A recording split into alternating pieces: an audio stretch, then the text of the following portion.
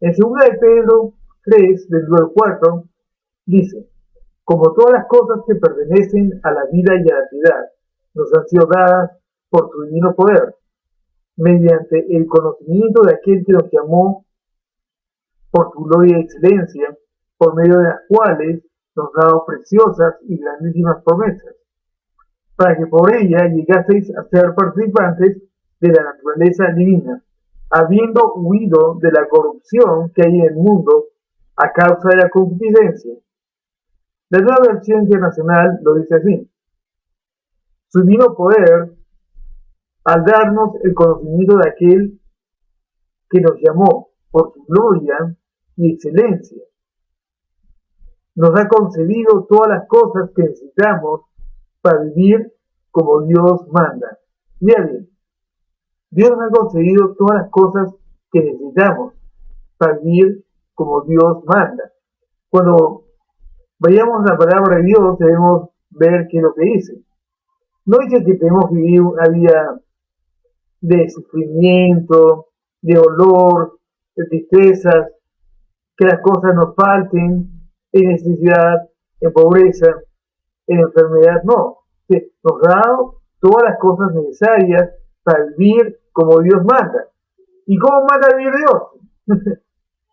¿Cómo manda vivir Dios?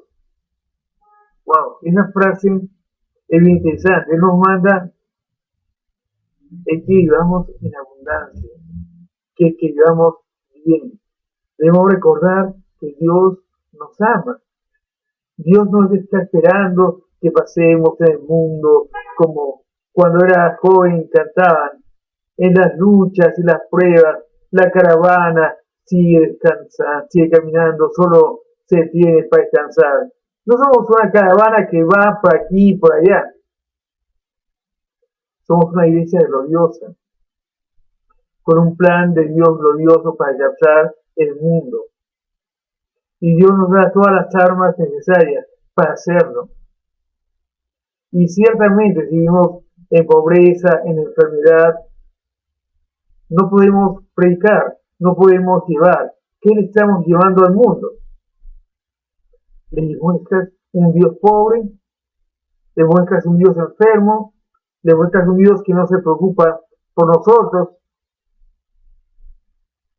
¿Qué hace? Dejemos ya de lado la religiosidad y estar pensando de que Dios quiere que suframos, porque Dios no quiere que suframos, Dios nos ama. Jesús ya sufrió por nosotros. El otro día una persona colocaba, si tú has sufrido por nosotros, ¿qué tengo que hacer para sufrir por ti? No tienes que sufrir. Dios no sufrió para que nosotros suframos, sino todo lo contrario, para que no lo hagamos. Dice en Efesios 1:3, bendito sea el Dios y Padre de nuestro Señor Jesucristo, que nos bendijo con toda bendición espiritual en los lugares celestiales en Cristo. Una versión dice, en Cristo Dios nos bendijo con toda bendición espiritual. Por medio de Cristo tú ya has sido bendecido. Dios te ha dado la bendición porque Dios te ama. Hermano, hermana, tú eres bendecido. Y debes verte así.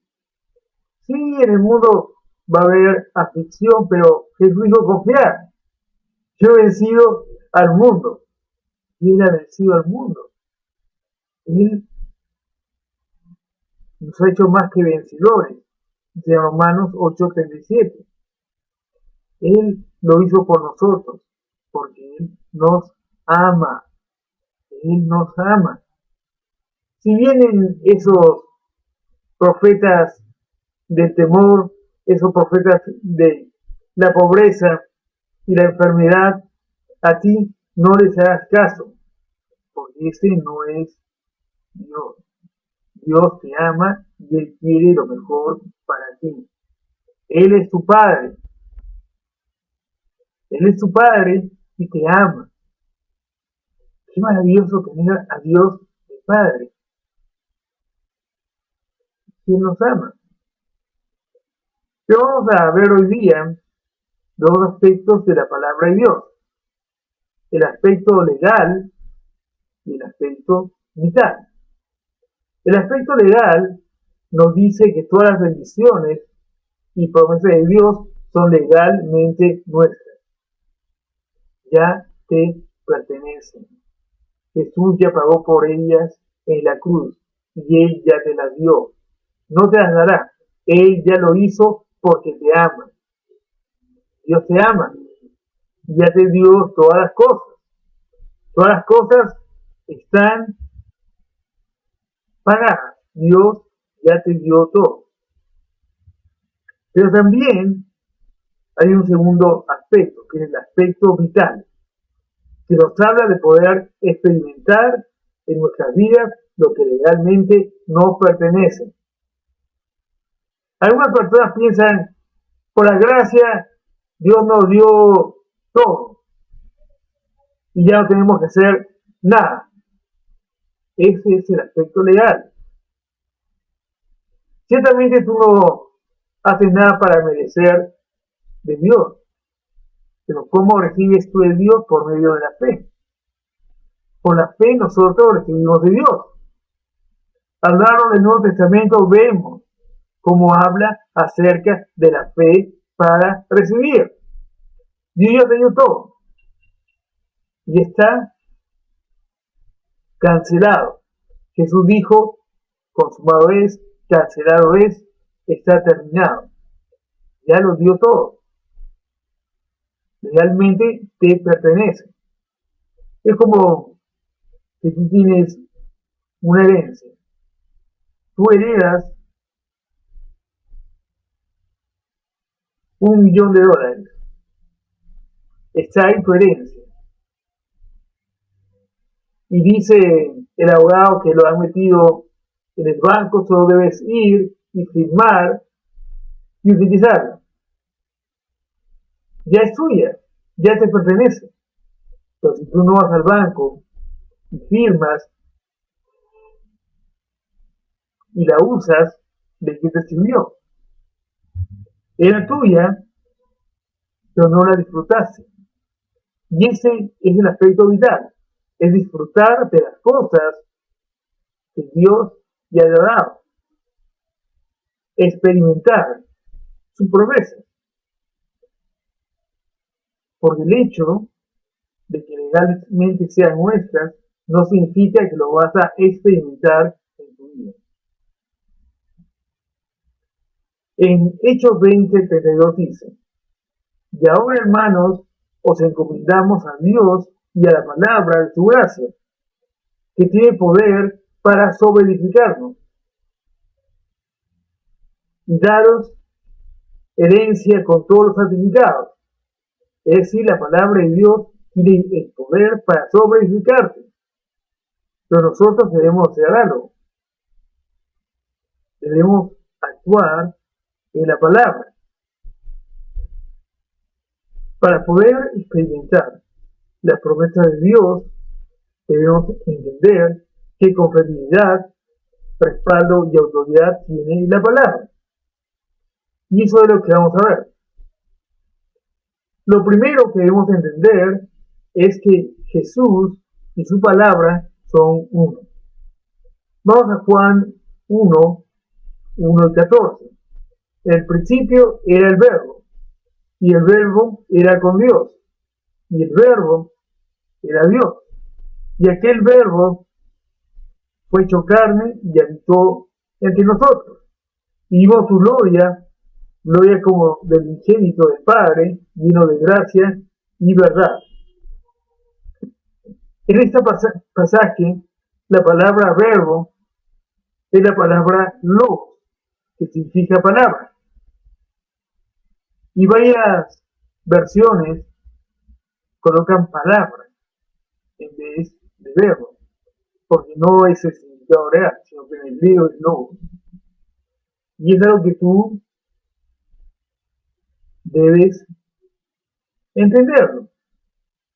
En 1 Juan 1:1 dice lo que era en el principio, lo que hemos oído, lo que hemos visto con nuestros ojos, lo que hemos contemplado y palparon nuestras manos tocante al verbo de vida. Jesús es llamado el Logos de vida, la palabra de vida. Entonces, podemos ver que Jesús es la palabra de Dios. Por eso, el lugar que le damos a la palabra de Dios en nuestras vidas es el lugar que le estamos dando a Dios en nuestras vidas.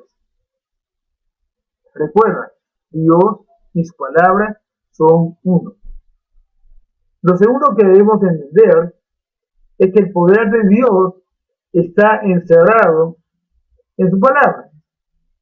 Hebreos 1, del 1 al 3, dice así: Dios, habiendo hablado de muchas veces y de muchas maneras en otro tiempo a los padres, por los profetas, en estos posteriores días nos ha hablado por el Hijo, a quien nos constituyó heredero de todo, y por quien asimismo hizo el universo, el cual siempre el resplandor de su gloria, y la imagen misma de su sustancia, y quien sustenta todas las cosas con la palabra de su poder, habiendo efectuado la purificación de nuestro pecado por medio de sí mismo, se sentó a la diestra de la majestad en las alturas. Aquí la palabra que se usa es rema. Y rema se define así: el significado de rema, a diferencia de logos, está ejemplificado en la orden de tomar la espada del Espíritu, que es la palabra de Dios,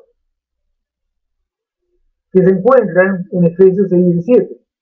La referencia aquí no es toda la Biblia en conjunto, como en logos, sino las versiones individuales de Escritura que el Espíritu nos hace recordar en tiempo de necesidad, siendo el requisito previo el almacenar regularmente la Escritura en nuestra mente. Logos nos muestra la palabra de Dios en esencia. Rema, lo que la palabra puede hacer por nosotros. Veamos ahí la diferencia. Logos es como estar en la universidad. Cuando estaba en la universidad tenía que llevar una serie de cursos cada ciclo. Y para poder graduarme tenía que aprobar todos los cursos. El Logos es como todos los cursos que siguen en una carrera.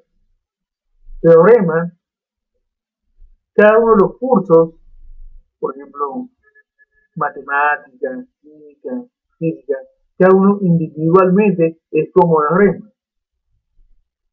Uno tenía que aprobar todos los cursos, todos los Remas. Y al hacerlo, tenías el Logos. Rema es una palabra específica, es algo específico, que tú lo utilizas cuando es necesario. Por ejemplo, si tú necesitas sanidad, no vas a estar utilizando tu fe para prosperidad, no vas a buscar los versos que hablan de prosperidad. Si tienes problemas económicos y necesitas finanzas, no vas a estar meditando los versículos acerca del amor. No, tú vas a aquello que tú necesitas. Eso es el reino. Ahora, el poder de la palabra se desata a través del reino. Y debes hablarlo, debes usar el reino. La palabra es testimonio de Dios. Lo tercero, debes entender que la palabra es verdad. Juan 17:17 dice: santifícalos en tu verdad. Tu palabra es verdad. La palabra de Dios es la verdad que tú necesitas. Es la verdad Y puedes saber, si Dios dice algo, es así, y punto. Dios no te va a mentir. Dice Números 23:19. Dios no es hombre para que mienta, ni hijo de hombre para que se arrepienta. Él dijo, ¿y no lo hará? Habló, ¿y no le ejecutará? Si Dios ha hecho algo, lo hace. Lo hace. Porque Él te ama. Dios no te va a mentir. Lo que Dios ha hecho en su palabra es verdad. Y tú debes ir siempre a ella. Siempre. Y si encuentras algo, es cierto. Es verdad. Debes creer y pararte fiel como que es cierto y pararte la verdad de la palabra de Dios, porque Dios no te va a mentir. Él siempre dice la verdad. Lo cuarto que debemos entender es que la palabra de Dios no cambia. En Mateo 24:35, Marcos 13:31, Lucas 21:33 dice lo mismo. El cielo y la tierra pasarán, pero mis palabras no pasarán. La palabra de Dios no va a pasar, no va a cambiar. Puede cambiar el cielo, puede cambiar la tierra, las circunstancias, pero su palabra no cambia. Si Dios ha dicho que te ama, Él te ama. Si Dios ha dicho que te sana, la sanidad está en camino. Si Él dice que te prospera, la prosperidad está llegando a tu vida. Porque Él no cambia. Él no cambia. Su palabra es verdad. En Santiago 1:16-17 dice, amados míos, no erréis. Toda buena dádiva y todo don perfecto desciende de lo alto, del Padre de las luces, en el cual no hay mudanza ni sombra de variación. Es decir, aquí la palabra de Dios nos dice que no nos equivoquemos. No nos equivoquemos pensando que Dios cambia. No nos equivoquemos pensando que Él no va a cumplir su palabra con nosotros. No nos equivoquemos. Si Él ha dicho que somos sanos por allá de Jesús y queremos recibir la sanidad y creemos que ella es nuestra, no lo dudes, no te engañes, Dios no te miente, vas a ser sano. Vas a ser sano porque Dios te ama. Dios no cambia, ni varía, ni se muda. Él siempre es el mismo. Hebreos 13:8 dice, Jesucristo es el mismo ayer, hoy y siempre. Jesucristo, la palabra viva, no cambia. No cambia. La palabra de Dios sigue siendo vigente hoy. Sigue siendo verdad. Y Dios no la va a cambiar. Otra cosa más. Lo quinto, debemos entender que la palabra trae las cosas de Dios al mundo natural. Hebreos 11:3. Por la fe entendemos haber sido constituido el universo por la palabra de Dios.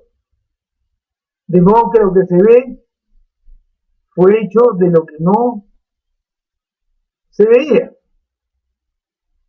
Dice la Biblia del pueblo de Dios. Por la fe comprendemos que la palabra de Dios formó al mundo, de manera que lo visible proviene de lo invisible. La Biblia de la Message lo traduce así. Por fe podemos ver que el mundo fue llamado a existencia por la palabra de Dios. Lo que vemos fue creado de lo que no vemos.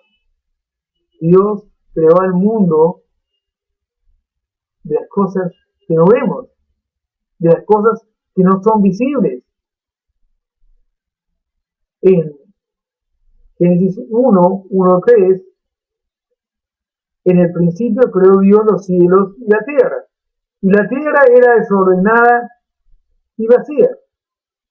Y las tinieblas estaban sobre la faz del abismo. Y el Espíritu de Dios se movía sobre la faz de las aguas. Y dijo Dios, sea la luz, y fue la luz. No existía la luz, todo era tinieblas. Dios creó la luz. lo visible fue hecho de lo invisible. Y así es como Dios se mueve. Y vemos todo el libro de Génesis como Dios una y otra vez dijo. Y las cosas que él dijo fueron, sea luz, sean las estaciones, sean los animales, los peces. Dios dijo, del hombre. Dios dijo, Dios dijo, Dios dijo, Dios dijo, Dios dijo. Y cada vez que dijo, se hizo. Y él sigue haciendo eso el día de hoy. Puede que tú no veas una solución a tu problema, pero no significa que la mano de Dios no esté ahí para hacer que lo invisible se forme de lo visible. Porque Dios te ama. Dios te ama y no ha cambiado. Lo sexto que debemos entender es que la palabra de Dios tiene poder para reproducirse en nosotros. En la parábola del sembrador es una muestra clara de cómo Dios puede llegar a reproducirse en nosotros. Lucas 8:11. Esta es pues la parábola, la semilla es la palabra de Dios. Mateo 13:19. Cuando uno oye la palabra del reino y no la entiende, viene el malo y arrebata lo que fue sembrado en su corazón. Vemos que la palabra es una semilla que siembra en nuestros corazones. En Marcos 4:26-27.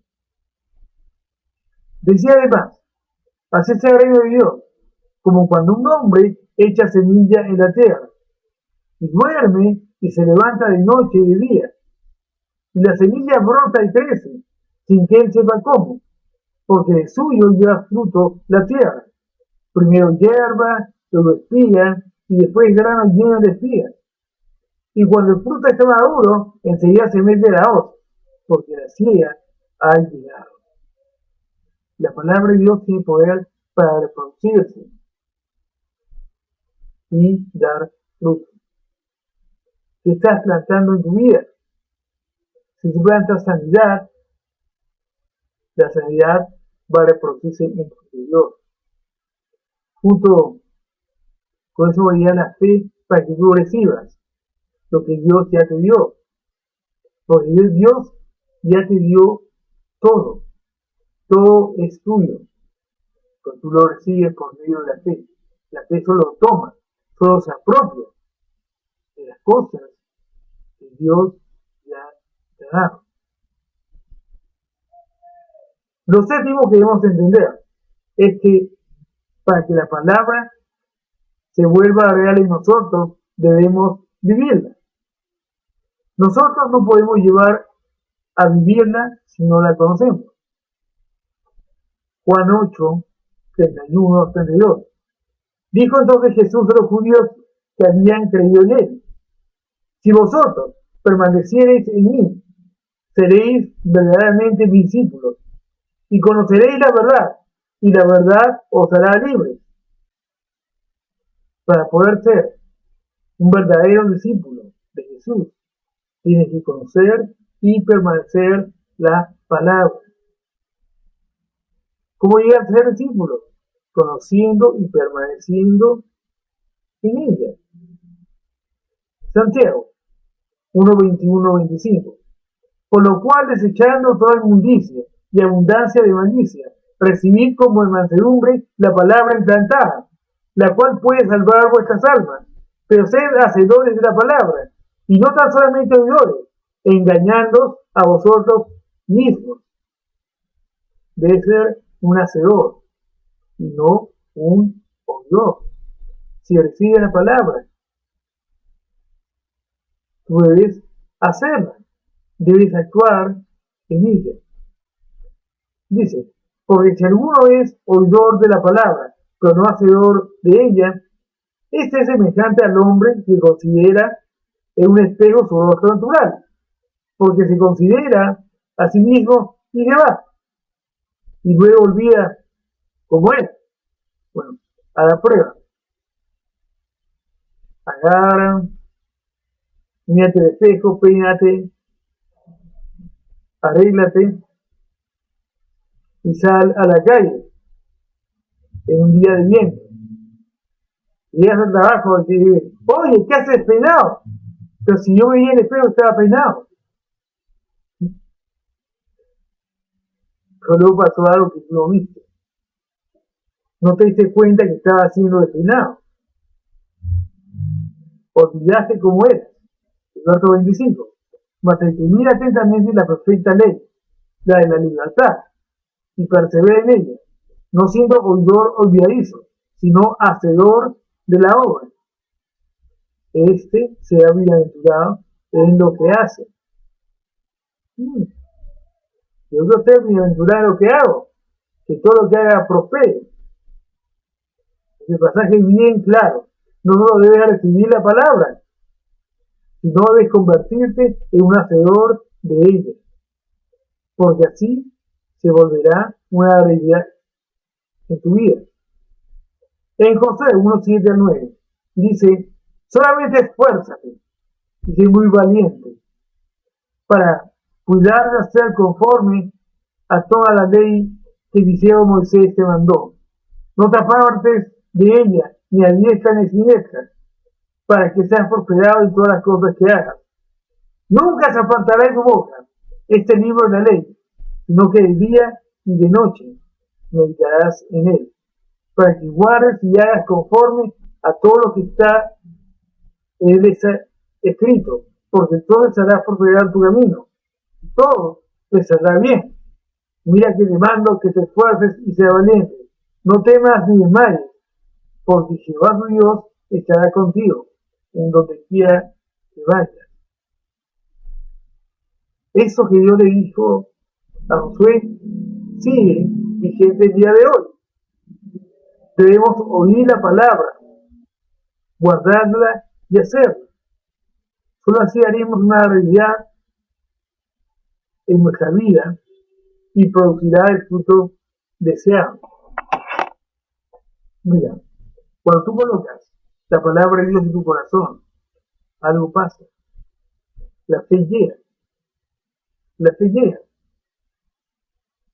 Ya hemos visto antes cuando hablamos del cojo de Listra, Pablo predicaba el Evangelio, el cojo oía y la fe se produjo. Fe llegó a su vida. Y Pablo vio que el hombre tenía fe para ser sanado.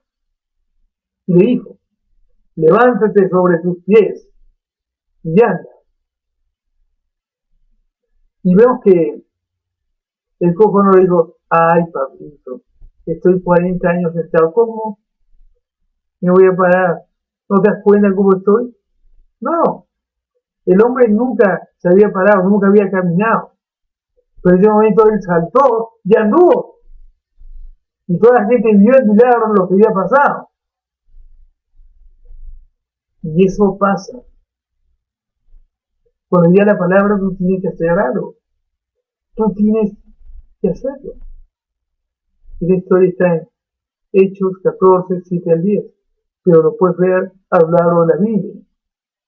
La mujer con sangre, Bartimeo el ciego, todos ellos actuaron, hicieron algo. La palabra cuando llega a tu vida debe producir una acción. Si tú quieres recibir a Dios. Todo ya lo tienes en Cristo. No te engañes, todo ya lo tienes. Lo tienes que apropiarte de ello. Y te apropies por medio de tu fe y por medio de tus acciones. Hemos visto ahora que hay un aspecto legal. Todo ya es tuyo. Y un aspecto vital, que tú te apropias de la promesa de Dios. Es igual con la salvación. Cuando tú recibiste a Jesús, alguien te habló, te dijo que Jesús había muerto por tus pecados y que si lo confesabas como Señor de tu vida y creías que Dios levantó a los muertos, serías salvo. Y tú oíste, la fe empezó a crecer en tu corazón. Y te dijo, oras conmigo, recibe a Jesús.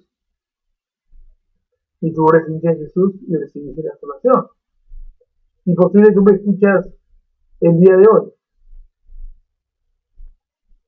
Recibir la salvación es lo más sencillo del mundo. No tienes que hacer nada, no tienes que esforzarte, no tienes que hacer obras. Por gracia estoy salvo, por medio de la fe. Y esto no es de vosotros, pues es don de Dios, no por obra, para que nadie se lo diga. No, no es por obra, es por la obra de Jesús. Tanto amó Dios al mundo, que dio a su Hijo unigénito, para que todo el que en él crea no se pierda, mas tenga vida eterna. Y hoy día Dios quiere darte la vida eterna. Solo debes recibir lo que Jesús hizo por ti. Juan 1:12 dice, para todos los que lo recibieron, les dio la potestad de ser hechos hijos de Dios. Y Apocalipsis 3:20 dice, yo soy a la puerta y llamo. Si tú oyes mi voz y abres la puerta, voy a entrar a ti. Ahora, si tú has oído la voz de Dios, abre la puerta de tu corazón a Jesús, que entre a tu vida. Ahora, ¿cómo lo haces? Muy fácil. Hagamos una oración en la cual tú le dices, sí Jesús, yo te quiero a ti. Haz eso ahora. Para cuenta de 3, voy a empezar la oración. Únete a mí, ora en voz alta. 1, 2, 3. 10. Señor Jesús, yo creo que tú moriste por mí en la cruz. Y creo que Dios te levantó de los muertos. Yo ahora te recibo